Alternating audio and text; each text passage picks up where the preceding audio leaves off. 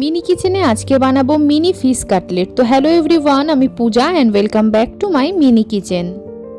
আজকে আমি কাতলা মাছ দিয়ে দেখো ফিশ কাটলেটটা বানাবো। ছোট একটা কাতলা মাছ নিয়ে নিয়েছি, সেটা কিন্তু কাটলেটের শেপ করে আমি এখানে মাছগুলোকে কেটে নিলাম।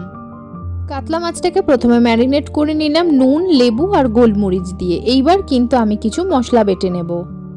তার আগে তোমরা কমেন্ট করে জানাও আমার ভিডিও তোমরা কে কোথা থেকে দেখছো, আর সঙ্গে কিন্তু তোমাদের নামগুলো দিতে ভুলো না। মশলাটা দেখো বেটে নেওয়ার পর এটা দিয়েও মাছে আমি ম্যারিনেট করে নেব। এইবারে আমি ব্রেড ক্যাম্পসগুলোকে কোট করে তেলের মধ্যে ফ্রাই করে নেব কাটলেটগুলো। আমার এই মিনি কিচেনে ছোট্ট রান্নাগুলো তোমাদের দেখতে কেমন লাগে অবশ্যই কিন্তু কমেন্ট করে জানাবে, আর কাটলেটের ভিডিওটা তোমাদের কেমন লাগলো সেটাও কিন্তু জানিও। আজকের এই ভিডিওটা যদি তোমাদের ভালো লেগে থাকে তাহলে অবশ্যই একটা লাইক করে দিও। যারা এখন আমার চ্যানেলটিকে সাবস্ক্রাইব করোনি তারা এখনই সাবস্ক্রাইব করে কিন্তু পাশে থেকো।